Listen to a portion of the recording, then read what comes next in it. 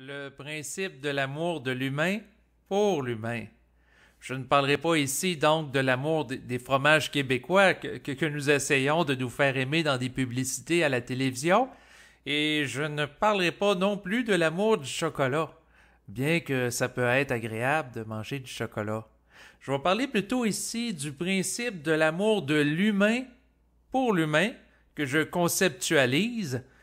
d'une manière plus précise que de parler seulement du principe de l'amour à intégrer pour favoriser le développement d'une conscience intégrale. Parce que dans le domaine de la conscience supramentale, il est question souvent du principe de la volonté, de l'intelligence et de l'amour. Parler du principe de l'amour d'une manière vague, d'une manière générale, peut porter à confusion et à ambiguïté. Et c'est la raison pour laquelle je propose que lorsqu'on parle du développement du principe de l'amour, qu'on clarifie ici que c'est de l'amour de l'humain pour l'être humain, c'est-à-dire une forme d'humanisme, donc soit de placer l'être humain avant les autres valeurs, que ce soit l'argent, la technologie, l'amour bien entendu des entités, et également le fromage et le chocolat. Donc, de mon point de vue,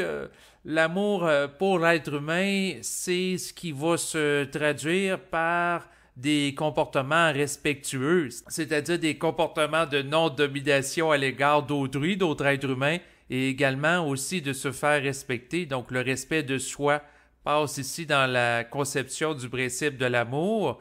Ici, je le vois également comme étant l'expression d'une générosité intelligente envers autrui pour ne pas se faire exploiter par lui et d'agir pour favoriser l'être humain et de ne pas aller à l'encontre de son bien-être. Donc, autrement dit, l'intégration du principe de l'amour de l'humain pour l'humain dans une existence va faire que l'individu qui l'intègre ne cherchera pas à imposer ses croyances comme le font certains dirigeants religieux qui vont dire par exemple aux croyants si tu ne crois pas en Dieu, tu vas aller en enfer pour l'éternité. Ou de dire à la personne que si elle n'adhère pas à sa religion, elle ne pourra pas aller au paradis, lui donner accès à une vue panoramique sur Dieu le Père, et ne serais-je quoi d'autre. Donc, vous voyez ici que ce principe d'amour de l'humain pour l'humain ne vise pas à imposer des croyances, donc des idées qui ne sont pas vérifiées par l'individu auquel il adhère d'une manière spontanée, parce que c'est ça des croyances. Et aussi, c'est un principe qui fait en sorte que l'être humain qui se libère des croyances, qui se libère de la naïveté et qui commence à accéder à des connaissances, voire même un savoir, il ne cherchera pas à les imposer non plus à autrui, parce qu'à ce moment-là, c'est une forme de domination. Donc, c'est sûr que, par exemple, quelqu'un qui a accès à du savoir, de par son contact avec son esprit, qu'il va canaliser d'une manière volontairement consciente, il ne cherchera pas nécessairement pour autant à convertir les autres individus de son environnement à ce savoir et à le propager un peu partout. Donc, autrement dit, quelqu'un qui sait, par exemple, certaines choses à l'égard de la conscience, eh bien, il ne changera pas, par exemple, sa grand-mère qui vit depuis des années sous l'influence d'un lourd conditionnement religieux, s'il sait très bien que cette dernière n'a pas la capacité d'intégrer l'information. Donc, autrement dit, de parler à sa grand-mère pour lui dire d'arrêter de prier et plutôt de discuter consciemment d'une manière télépathique avec l'ajusteur de pensée, alors qu'elle ne vit pas ce contact psychique avec cette entité, l'individu qui est réellement conscient sait que c'est une perte de temps et va plutôt être à l'écoute de sa grand-mère, être respectueux quand il la rencontre, mais il ne cherchera pas à bouleverser ses croyances religieuses. Donc, autrement dit, si sa grand-mère lui dit qu'elle prie 3 fois par jour Dieu ou les anges ou Jésus, bien, il va dire « Ah, ok, c'est correct ». Il va respecter le vécu religieux. de sa grand-mère ou de ses proches en ne cherchant pas à les changer parce que lui, il est en contact avec un savoir de nature vibratoire que certaines autres personnes de sa famille n'ont pas accès. Donc, autrement dit, il ne cherchera pas à imposer certaines données ou informations parce qu'il ne cherchera pas à s'imposer justement à son environnement. Par contre, là, il était question que l'individu qui est conscient ne cherche pas à imposer des croyances, des connaissances, ça peut être au niveau intellectuel, donc comme par exemple des données scientifiques, et également du savoir de nature vibratoire, comme des informations canalisées de par son contact avec l'esprit, pour ne pas davider autrui. Par contre, il ne se laissera pas pour autant dominer par les autres. Donc, autrement dit, il n'empiètera pas sur le terrain d'autrui, mais il ne laissera pas pour autant les autres empiéter sur son terrain et avoir une capacité de rapidité d'action pour remettre de l'ordre si des gens cherchent à envahir son espace vital au niveau physique et également, bien entendu, son espace psychique avec des idées dissonantes qui visent à l'amener à abaisser son niveau vibratoire. Sinon, l'enregistrement d'aujourd'hui sert à mettre entre autres l'emphase sur l'importance de donner la priorité à l'amour de l'humain pour l'humain avant celui des entités, ce que certains appellent les intelligences, le double, les esprits, les anges, les divinités, les êtres décédés, Dieu. Pourquoi? Parce que ça peut entraîner des risques de dérapage, surtout si c'est un amour qui est voué à l'égard de forces invisibles, qui est teinté de croyances religieuses fanatisées. Nous n'avons entre autres qu'à penser à ces terroristes qui vont tuer des êtres humains en se faisant exploser avec des bombes, en croyant qu'ils agissent ainsi par amour pour Dieu et lui plaire, étant donné que ce sont des intégristes religieux fanatisés. Donc, ils s'imaginent que par la suite, ils vont devenir des martyrs, voire des saints, pour avoir tué des personnes, des êtres humains, par amour pour Dieu. Et vous voyez ici l'absurdité et l'incongruité. Au nom de l'amour, on tue. C'est un petit peu paradoxal, mais c'est lié à des phénomènes de croyance qui peuvent être renforcés à l'époque actuelle par des contacts psychiques avec des entités auprès d'individus qui n'ont pas nécessairement la maturité de gérer adéquatement ces communications internes, étant donné que présentement, les informations et l'instruction qui permet d'en faire une gestion adéquate n'est pas véhiculée aux masses. Donc, ça prend des synchronicités presque incroyables pour aboutir à de l'information favorisant un éveil réel de la conscience. Et on vit présentement une époque de sous-alimentation d'informations de nature réelle et vibratoire, ce qui fait en sorte que nous sommes situés dans une humanité en voie de développement. Mais sinon, le danger, c'est sûr, du principe de l'amour qui est aveuglé par le fanatisme religieux, c'est d'amener des meurtres et des massacres. Donc, c'est pour ça que c'est important, de mon point de vue, de clarifier que le principe de l'amour, c'est bel et bien de l'humain pour l'humain, pas de l'humain envers des forces au-dessus de lui qu'il va idéaliser et auxquelles il va se soumettre à leur autorité, parce qu'il y a des gens un peu partout dans le monde qui vont dire qu'ils entendent des voix, et les voix les amènent à commettre des meurtres, des massacres et également des attentats. Donc, ces gens-là, sous l'influence d'entités, parce que, après tout, une entité peut dire que c'est Dieu qui parle, et si la personne n'a pas d'esprit critique, croire à cela, elle va commettre des actions en croyant qu'elle agit par amour, parce que l'entité lui dit qu'elle fait le bien, qu'elle agit par amour, alors que c'est pas réel. Mais comme la personne n'a pas nécessairement d'esprit critique et de discernement, eh bien, elle peut se faire prendre au jeu naturellement.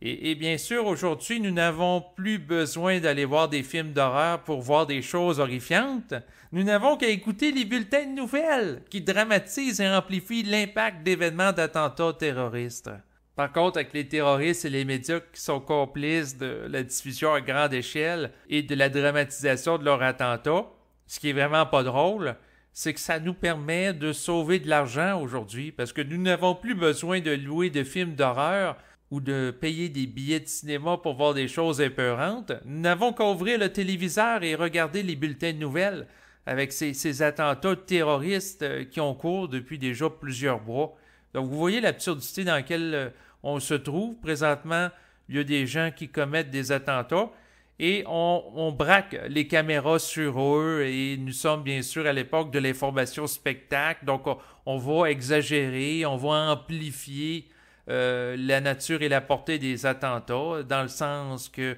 on va entendre des phrases qui sont dites dans des bulletins de nouvelles, comme par exemple « Tout le monde a été ébranlé par les attentats de... » Trois petits points, vous pouvez mettre ici le nom d'une ville pour induire l'émotion, pour que les gens vibrent à l'émotionnel. Et ça joue le jeu de l'astral en complémentarité avec l'action des terroristes. Donc, autrement dit, d'inculquer et d'une manière un peu comme quelqu'un qui fait de l'hypnose, on fait des inductions hypnotiques, donc on suggère des choses, comme par exemple quelqu'un qui va hypnotiser une autre personne pour qu'elle dorme, elle va lui dire « Vos paupières sont lourdes, elles sont de plus en plus lourdes, vous êtes à présent détendu. » Donc avec un certain ton de voix et des affirmations suggestives, et on fait la même chose par rapport aux terroristes. On va dire par exemple dans le bulletin de nouvelles que tout le monde est ébranlé, donc la personne qui écoute aussi, la communauté internationale est en état de choc. On va sortir des phrases comme ça pour attirer l'attention de l'auditeur, puis créer le drame, pour mettre l'accent sur le drame et dramatiser, pour que les gens produisent des émotions et continuent d'être rivés à la chaîne de télévision qui leur fait vivre toutes ces sensations. Parce que lorsque la personne est inconsciente, elle peut se nourrir d'émotions,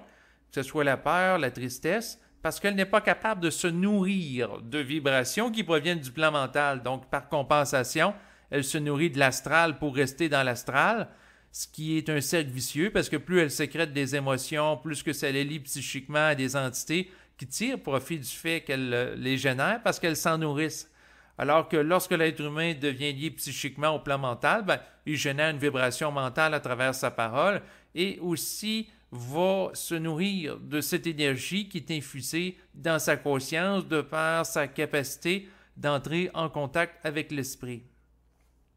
À ce moment-là, le point que je veux faire, ce n'est pas parce que vous entendez que tout le monde a été ébranlé par des attentats terroristes que vous devez vous sentir concerné. C'est pas parce qu'on veut induire cette idée-là dans la psyché collective que vous devez lui donner de l'importance. Vous pouvez rester détaché et vous pourriez dire à cet animateur de télévision qui prononce cette phrase, peut-être que toi, tu te sens concerné par les attentats, mais pas moi. Dans le sens que je n'ai pas nécessairement à vibrer émotivement, même si tu veux m'amener à vibrer émotivement, vous n'êtes pas obligé de nourrir cette idée-là. Bien entendu, ça ne veut pas dire ici de ne pas faire preuve de respect par rapport aux êtres humains qui ont été touchés à un attentat, mais plutôt de regarder les choses froidement, en étant détaché, et de prendre une distance par rapport à l'événement, dans le sens que c'est pas parce qu'on nous dit qu'il faut être perturbé émotivement à l'égard de l'attentat, donc on est ébranlé, qu'il faut agir en conséquence. Et c'est pas non plus parce que vous pouvez entendre une voix dans votre tête qui dit « Je suis ébranlé par les attentats que je vois à la télévision », que vous devez penser que cela est réel et nourrir cette pensée qui peut vous amener à vibrer émotivement d'une manière inutile. Parce que à ce moment-là, si vous ressentez beaucoup de peur à la vue d'images à la télévision, eh bien, vous gaspillez d'énergie inutilement et ça ne ramènera pas à la vie les gens qui ont été l'objet de l'attentat, bien entendu, et de participer psychiquement à nourrir des pensées sombres à l'égard d'événements, ça joue le jeu de forces astrales et retardataires qui veulent vous amener à sécréter des émotions. Et c'est une forme de manipulation pour vous empêcher de vibrer à l'amour qui est lié au ressenti d'une vibration qui est vitalisante, associée à la paix mentale et à être bien dans sa peau. Donc, ça vous coupe de cette capacité de rayonner votre énergie, d'être joyeux, d'être dynamisé. Parce que le ressenti de la peur sur une grande échelle, eh bien, ça amène les gens à baisser leur vibration. Et les médias qui véhiculent la peur, bien entendu, ne sont pas des forces à ce moment-là qui agissent pour l'amour de l'humain parce qu'ils cherchent à implanter la peur, ce qui fait qu'indirectement participent à un agenda de force astrale qui vise à semer la peur dans les consciences. Mais je vais revenir à l'essentiel, c'est-à-dire au principe de l'amour. C'est que de mon point de vue, le principe de l'amour qui doit être clarifié comme étant le principe de l'amour de l'humain pour l'humain doit se traduire par des actions concrètes dans la vie de tous les jours. Et ce principe doit guider les priorités. Comme par exemple, si j'ai le choix entre faire un enregistrement de propos canalisés venant du plan mental ou d'aller à un repas romantique dans un beau restaurant, un bel endroit avec ma compagne, bien, c'est sûr que si je vis l'amour envers les forces, bien à ce moment-là, je vais faire mon enregistrement canalisé en priorité et je n'irai pas manger un repas avec ma compagne. Mais si par contre, je vis l'amour de l'humain pour l'humain, je vais aller d'abord au restaurant avec elle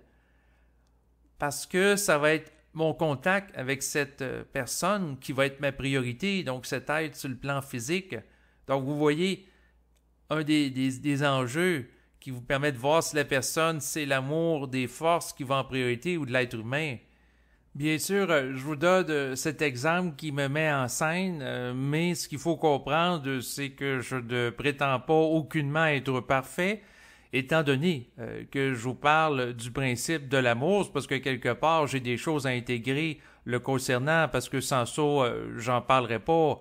Donc, ça peut être des choses comme ça peut être tout simplement aussi d'arrêter de faire une dictée où ce qu'on reçoit de l'information du plan mental pour aider sa conjointe à laver et à essuyer la vaisselle. Donc ça, c'est une action concrète d'amour, ça peut être utile. Donc vous voyez les implications pratiques que ça peut avoir. C'est sûr que l'amour de l'humain pour l'humain, c'est aussi être capable de se détourner de la technologie, entre autres, dans le sens que si, par exemple, vous allez au restaurant avec quelqu'un, c'est d'être capable d'accorder à l'autre personne devant vous une présence de corps et d'esprit réel à elle pendant que vous êtes en contact, pour être continuellement sur le texto à clavarder avec d'autres personnes et à être à moitié présente avec elle et à moitié présente avec d'autres personnes à des centaines de kilomètres de distance. Donc avoir une attention divisée.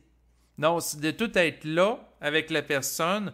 d'une seule masse d'énergie présente et être en mesure d'être à son écoute réellement. Voilà, de mon point de vue, l'un des signes du respect qui illustre un amour réel qui peut être manifesté pour un autre être humain. Aussi, l'amour de l'être humain pour l'humain peut s'illustrer par rapport au fait que, présentement, il y a des gens qui militent pour que dans les résidences de personnes âgées, ici au Québec, soit les CHSLD, eh bien, les résidents puissent avoir accès à plus d'un bain par semaine. Parce que, imaginez-vous donc, au moment où sont prononcés ces propos, eh bien, le cadre des résidences de personnes âgées au Québec de nature publique, donc les CHSLD, n'offrent que dans leur palette de services qu'un seul bain par semaine par résident. Donc, c'est sûr que c'est pas agréable pour eux, surtout ceux qui sont en perte d'autonomie avancée et qui sont aux couches. Donc, c'est sûr que quelqu'un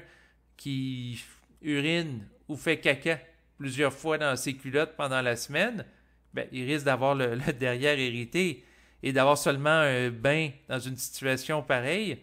c'est un manque de délicatesse. Donc, c'est sûr qu'il y a des gens qui militent pour ça présentement au niveau social. Il y a des médias qui en parlent. Et c'est une bonne chose si ça permet d'humaniser les résidences de personnes âgées pour que les soins soient rehaussés. Parce que le rehaussement du niveau vibratoire d'une population se traduit, entre autres, par le respect plus grand des personnes âgées ou également des enfants pour qu'il y ait des mesures sociales qui vont favoriser leur épanouissement. Donc, c'est sûr que de mon point de vue, que les personnes âgées aient accès à plus d'un bain par semaine ou que les Québécois aient accès présentement tous à un médecin de famille, c'est des enjeux fondamentaux qui sont beaucoup plus grands que l'accès éventuel à des services d'accompagnement de développement psychique pour ceux et celles qui vivent la fusion avec le plan mental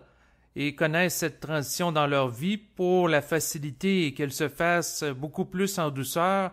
que s'ils sont laissés à eux-mêmes, bien qu'un jour ça devrait exister. Et bien entendu, je serais favorable à cette avenue, à ce que la société puisse donner accès aux individus concernés à des services de parapsychologues gratuits aux gens qui en ont le besoin.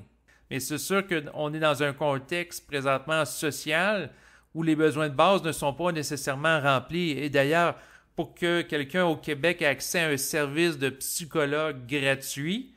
avec les CLSC, bien, la personne peut attendre plusieurs semaines. Donc, de là à offrir des soins de nature parapsychologique pour permettre à des individus qui vivent la fusion avec le plan mental d'avoir un accompagnement adéquat pour intégrer leur vécu sans créer de trop de heurts, de choc. On n'est pas rendu là du tout. D'ailleurs, le niveau paranormal n'est même pas encore accepté socialement. Donc, mais ça va venir au fil du temps. Parce que de plus en plus de gens vont vivre la fusion, fait que nécessairement, lorsqu'une masse critique sera atteinte, bien on aura des services par rapport à eux, tout simplement. Par contre, ce qu'il faut comprendre par rapport au principe de l'amour de l'humain pour l'humain, c'est que c'est un principe de respect et d'échange avec autrui, en respectant l'unicité de son être, donc ce qu'il est.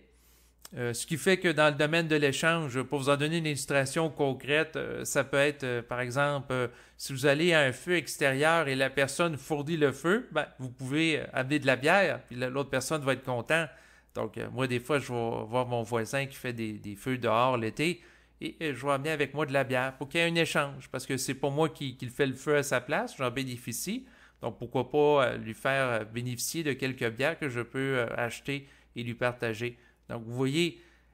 d'une manière assez simple, à quoi ça peut ressembler, de mon point de vue, l'incarnation du principe de l'amour de l'humain pour l'humain.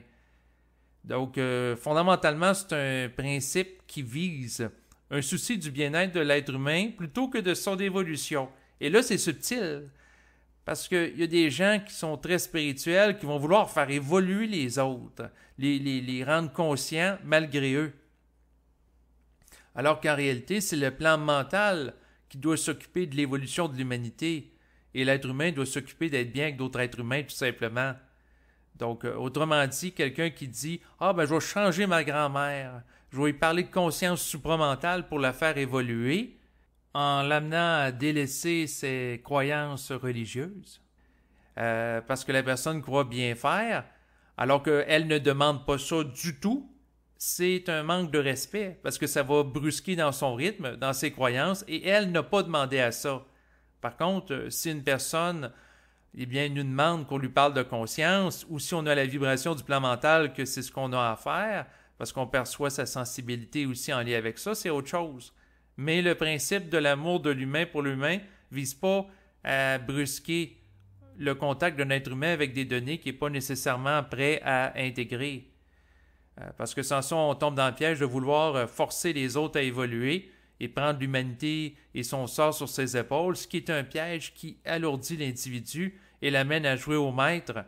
au lieu d'être décontracté dans sa vie. Donc, ça lui amène de la pression inutilement qu'il se met sur le dos de prendre à charge l'humanité et son évolution, ce qui est un non-sens. Sinon, ce qui va à l'encontre de l'amour de l'être humain pour l'humain, c'est l'amour fanatisé de la religion, bien entendu. Par exemple, si on pense au temps de Pâques, eh bien, on peut réaliser que des gens, au nom de l'amour pour la religion, eh bien, lors du vendredi saint, vont se faire clouer les pieds et les mains pour être mis sur une croix à l'image de Jésus aux Philippines. Donc, moi, je trouve ça totalement absurde, mais ils font ça par amour pour la religion. Moi, c'est sûr que si on pose la question, qu'est-ce que tu veux faire à la place, ben, recevoir un massage de quelqu'un d'agréable, pas de se faire enfoncer des clous dans les pieds et dans les mains. Donc, c'est sûr que, de mon point de vue, eh bien, ce qui va beaucoup à l'encontre de l'amour de l'humain pour l'humain, c'est les êtres humains qui mettent sur un piédestal des entités au-dessus d'eux, des divinités, et vont faire des actions qui vont à l'encontre de l'être humain, des actions de nature anti-homme, au nom de leur fascination religieuse ou spirituelle. Et ça, c'est des pièges, parce que ça amène une très grande perte d'énergie. Et ce qu'il faut comprendre, c'est qu'éventuellement, quand on va être totalement déspiritualisé au Québec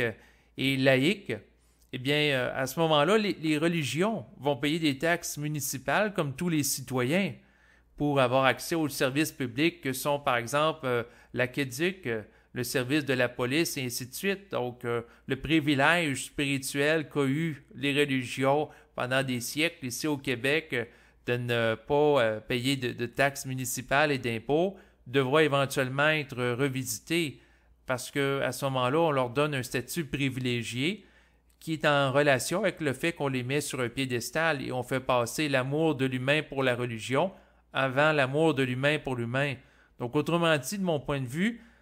tout ce qui est du domaine de la société civile va être modifié également en relation avec l'intégration de ce principe où l'être humain aura la priorité. Pour terminer, ce que je peux mentionner, c'est que le principe de l'amour se manifeste fondamentalement par la capacité de respecter l'autre, c'est-à-dire d'être capable de le laisser vivre. C'est aussi de ne pas être violent envers lui sur le plan physique, donc dans la matière, sur le plan verbal, lui crier des insultes, et également sur le plan psychologique, essayer de le manipuler pour le faire vibrer à la peur, à la culpabilité, l'angoisse, donc essayer de le faire vibrer et de le perturber émotivement, sinon faire preuve de violence économique, donc essayer de le dominer en fonction de ressources financières pour le forcer à commettre certaines actions, donc le chantage financier, entre autres. Donc, fondamentalement, être capable de vivre le principe de l'amour de l'humain pour l'humain, c'est de ne pas chercher à dominer les autres êtres humains et surtout de ne pas se laisser dominer également par personne pour rester libre dans son mental et être bien dans sa peau.